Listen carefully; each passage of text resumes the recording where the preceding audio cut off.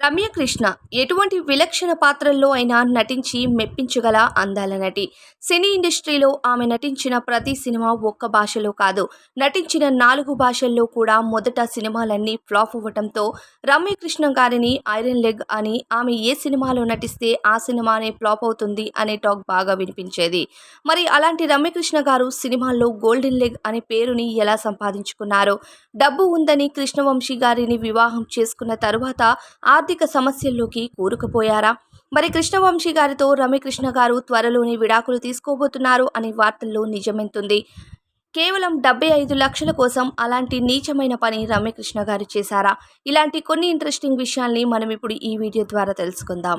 నటి రమ్యకృష్ణ గారు సెప్టెంబర్ 15, 1967 చెన్నై, తమిళనాడులో ఒక బ్రాహ్మణ కుటుంబంలో జన్మించారు.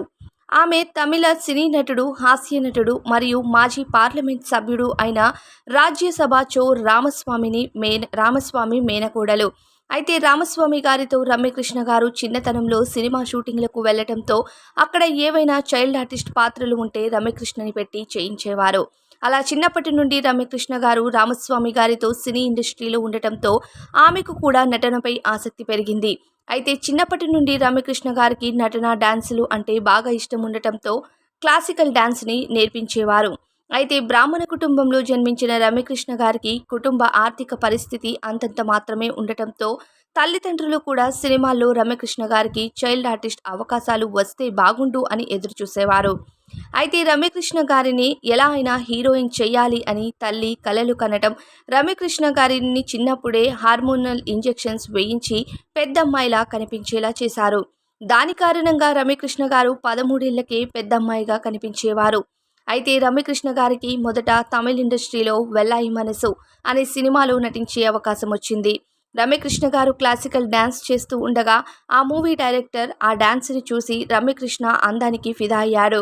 రమ్యకృష్ణ గారిని పెట్టి ఆయన తరువాత తీయబోయే సినిమాలో హీరోయిన్గా తీసుకుంటామని తల్లిని అడగగా మేనమామ రాజ్యసభ చోతో మాట్లాడి ఆయన సినిమాకి ఓకే చెప్పారు. అలా వెల్లాయి మనసు సినిమా రిలీజ్ అయ్యి ఫ్లాప్ అవ్వటం, ఆ తరువాత అసలు రమ్యకృష్ణ గారికి అవకాశాలే రాలేదు. ఇక సినీ కెరియర్ ఇక్కడతో ఎండ్ అయిపోయింది అనుకున్నారట రమ్యకృష్ణ గారు, అలానే ఆమె కుటుంబ సభ్యులు.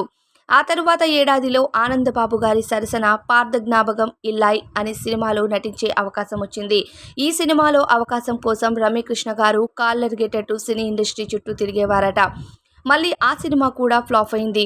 ఆ తర్వాత రజనీకాంత్, శివాజీ గణేశన్ సరసన పడిక్కవన్ అనే సినిమాలో నటించే అవకాశం వచ్చింది. అయితే ఆ సినిమా కూడా హిట్ అవ్వకపోవడంతో ఇక రమ్యకృష్ణ గారికి చిన్న చితక అవకాశాలే వచ్చేవి. దీంతో రమ్యకృష్ణ గారిని అందరూ ఐరన్ లెగ్ అని పిలవటం మొదలుపెట్టారు. ఆమె ఏ సినిమాలో నటిస్తే ఆ సినిమానే ఫ్లాప్ అయిపోతుందని టాక్ ఫిలిం నగర్లో ఎక్కువ అవ్వడంతో రమ్యకృష్ణ గారికి ఆ చిన్న చితక అవకాశాలు కూడా కనుమరుగయ్యాయి. ఆ తరువాత ముత్యాల్ వసంతం, సర్వశక్తియం అనే సినిమాలో నటించే అవకాశం వచ్చినా ఆ సినిమాలతో యావరేజ్ టాక్ మాత్రమే సంపాదించుకుంది రమ్యకృష్ణ. ఇక ఆ తరువాత రమ్యకృష్ణ గారు తెలుగు, కన్నడ భాషల్లో అవకాశాల కోసం ట్రై చేశారు. మన తెలుగులో మొదట కంచు కాగడాలు అనే సినిమాలో కృష్ణ గారితో జతకట్టారు. ఆ సినిమా రిలీజ్ అయ్యి ఫ్లాప్ అవ్వటంతో తెలుగు ఇండస్ట్రీలో కూడా ఆమెకు అవకాశాలు తగ్గాయి. అయితే కంచు కాగడాలు సినిమా తరువాత 2 ఏళ్ల పాటు మన తెలుగులో రమ్యకృష్ణ గారికి ఎలాంటి అవకాశాలు లేవు. 2 ఏళ్ల తరువాత నాగార్జున గారి సరసన సంకీర్తన, చిరంజీవి గారి సరసన చక్రవర్తి అనే సినిమాల్లో నటించారు. అయితే రమ్యకృష్ణ గారికి రాజేంద్ర ప్రసాద్ గారి సినిమాలతో బాగా అదృష్టం కలిసొచ్చిందని చెప్పుకోవాలి. రాజేంద్ర ప్రసాద్ గారితో వరుస సినిమాల్లో నటించారు. ఇక రాజేంద్ర ప్రసాద్ గారితో మొత్తం 9 సినిమాల్లో నటించి మెప్పించారు. రాజేంద్ర ప్రసాద్తో రమ్యకృష్ణ నటించిన సినిమాలన్నీ సూపర్ డూపర్ అయ్యేవి. అప్పట్లో ఈ పేరుకి మంచి గుర్తింపు కూడా అందింది మన టాలీవుడ్లో. అలా రాజేంద్ర ప్రసాద్ గారితో మదన గోపాలుడు, బావమర్దళ్ళు, సవాల్, ఆస్తులు అంతస్తులు, బృందావనం ఇలా చాలా సినిమాల్లో నటించారు. ఆ తరువాత రాఘవేంద్రరావు గారితో రమ్యకృష్ణ గారికి పరిచయం ఏర్పడటం, ఆ పరిచయం కాస్త సాన్నిహిత్యం అవ్వడంతో ఇక రమ్యకృష్ణ గారికి రాఘవేంద్రరావు గారు వరుస సినిమాల్లో ఆఫర్స్ ఇచ్చారు. నిజానికి రమ్యకృష్ణ గారి అందాన్ని చూపించి ఐరన్ లెగ్ అనే ముద్ర నుండి గోల్డెన్ లెగ్ లాగా మార్చింది మాత్రం రాఘవేంద్రరావు గారని చెప్పుకోవాలి. రాఘవేంద్రరావు గారు రమ్యకృష్ణ గారితో ఎక్కువ సినిమాలు తీశారు. అయితే తమిళ్ ఇండస్ట్రీలో రమ్యకృష్ణ గారు అరంగేట్రం చేసినప్పుడు అప్పటి కాలంలో అసిస్టెంట్ డైరెక్టర్గా పనిచేస్తున్న కెఎస్ రవికుమార్ గారితో రమ్యకృష్ణ గారికి మంచి సాన్నిహిత్యం ఏర్పడింది. దానితో తెలుగు సినిమాల్లో హిట్ అందుకున్న తరువాత కెఎస్ రవికుమార్ గారు అప్పటికే డైరెక్టర్గా మంచి సక్సెస్ అందుకున్నారు తమిళ్ ఇండస్ట్రీలో. దాని తరువాత ఎలా అయినా సరే తమిళ్ ఇండస్ట్రీలో కూడా సినిమాలో ఆఫర్ ఇవ్వమంటూ రవికృష్ణ గారి చుట్టూ తిరగడంతో ఆయన ఇక ఈమెకు నరసింహ సినిమాలో నీలాంబరి పాత్రలో నటించే అవకాశం ఇచ్చారు. ఆ సినిమాతో ఆమె నటనకు చాలా మంది ఆడియన్సే ఫిదా అయ్యారని చెప్పాలి. నరసింహ సినిమా టైంలో కెఎస్ రవికుమార్తో రమ్యకృష్ణ గారికి మంచి సాన్నిహిత్యం ఏర్పడటం, ఆ సాన్నిహిత్యం కాస్త ప్రేమగా మారటంతో ఇద్దరు డేట్ చేయటం మొదలుపెట్టారు. అయితే అప్పటికే కెఎస్ రవికుమార్ గారికి పెళ్లి జరిగి 3 పిల్లలు కూడా ఉన్నారని తెలిసినా రమ్యకృష్ణ గారు డేట్ చేస్తున్నారనే వార్తలు సోషల్ మీడియాలో బాగా వైరల్ అయ్యాయి. అయితే ఆ డేట్ సమయంలో రమ్యకృష్ణ గారు గర్భవతి అయ్యారని, అయితే భార్య పిల్లల్ని వదిలి ఆమెను పెళ్లి చేసుకోమని చెప్పారని, అయినా సరే రవికుమార్ గారు ఒప్పుకోకపోవడంతో 75 లక్షలు ఇవ్వమని రమ్యకృష్ణ డిమాండ్ చేశారంటూ అప్పటి వార్తల్లో బాగా వచ్చాయట. అయితే రమ్యకృష్ణ గారు సినిమాల్లో బిజీగా ఉన్నప్పుడు డైరెక్టర్ కృష్ణవంశీ గారు ఆమె నటనకు ఫిదా అయి ఆమెను వివాహం చేసుకుంటానంటే మొదట ఆయన్ను రిజెక్ట్ చేసిందట రమ్యకృష్ణ. ఆ తరువాత కృష్ణవంశీ గారికి వరుస సినిమాలు హిట్ అవ్వటంతో డైరెక్టర్గా గుర్తింపు రావటంతో అప్పటికే 34 ఏళ్ల వయసైన రమ్యకృష్ణ గారికి సినీ ఇండస్ట్రీలో అవకాశాలు తగ్గాయి. దీంతో హిట్ డైరెక్టర్గా ఉన్న కృష్ణవంశీ గారిని వివాహం చేసుకుని సెటిల్ అవ్వాలి అనుకున్నారు.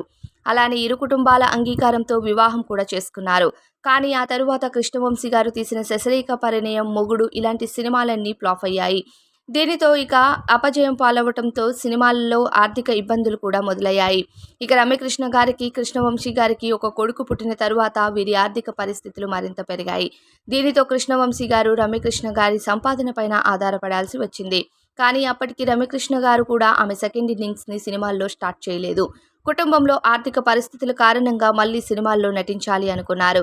దీంతో కొన్ని సినిమాల్లో నటించినా వచ్చే డబ్బులు పెద్దగా సరిపోక బుల్లితెరపై కొన్ని సీరియల్స్లో కూడా కనిపించారు. కొన్ని టీవీ షోస్లో జడ్జ్గా కూడా వ్యవహరించారు. అయినా వచ్చిన డబ్బులు సరిపోవట్లేదని పెద్ద ప్రాజెక్టులో నటించాలని మళ్ళీ ఫేమ్ తెచ్చుకోవాలి అనుకున్నారు. అయితే అప్పుడే పాన్ ఇండియా లెవెల్లో వస్తున్న బాహుబలి సినిమాలో నటించే ఆఫర్ ఇవ్వమని రాఘవేంద్రరావు గారిని అడగడంతో రాజమౌళి గారికి రాఘవేంద్రరావు గారు రికమెండ్ చేసి శివగామిని పాత్రకు శ్రీదేవిని అడగడంతో శ్రీదేవి రిజెక్ట్ చేయడంతో ఇక ఆ పాత్రలో రమ్యకృష్ణ గారిని తీసుకోవడం జరిగింది. రమ్యకృష్ణ గారు ఆ పాత్రకి ప్రాణం పెట్టి నటించారని చెప్పాలి. అలానే ఆ సినిమాకు గాను సైమా అవార్డుని కూడా అందుకున్నారు. అలా ఆ సినిమాతో ఆమెకు మళ్ళీ వరుస ఆఫర్లు వచ్చాయి. ప్రస్తుతం సినిమాల్లో నటిస్తూ ఆమె జీవితాన్ని హ్యాపీగానే వెల్లదీస్తుంది.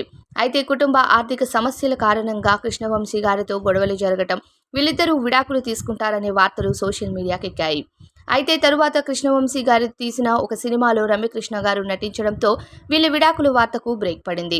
ఇక 2019లో రాణి అనే ఒక తమిళ వెబ్ సిరీస్లో కూడా నటించారు రమ్యకృష్ణ గారు. ఇలా తెలుగు, తమిళ్, మలయాళం, కన్నడ భాషలే కాకుండా హిందీలో కూడా ఆమె గ్లామర్తో 11 సినిమాల వరకు నటించారు. ఇక రమ్యకృష్ణ గారి నటనకు గాను ఉత్తమ నటిగా ఒక నంది అవార్డు, ఒక సైమా అవార్డుని అందుకున్నారు. ఉత్తమ సహాయ నటిగా 2 నంది అవార్డుని కూడా అందుకున్నారు. మరి రమ్యకృష్ణ గారు నటించిన సినిమాల్లో మీ ఫేవరెట్ సినిమా ఏంటి అన్నది కామెంట్స్లో చెప్పండి. ఎన్ని ఒడిదుడుకులు వచ్చినా రమ్యకృష్ణ గారి జీవితంలో సాఫీగా సాగిపోయేందుకు ఎంతగానో ప్రయత్నం చేస్తున్నారు. ఎటువంటి వార్తలు ఆమె పైన వచ్చినా ఎప్పుడూ పట్టించుకోరనే చెప్పాలి. ఇలానే రమ్యకృష్ణ గారు కుటుంబంతో హ్యాపీగా ఉండాలని కోరుకుందాం. ఈ వీడియో నచ్చినట్లయితే వీడియోకి లైక్ చేయండి. మరిన్ని వీడియోస్ కోసం ఛానల్కి సబ్స్క్రైబ్ చేసుకోండి.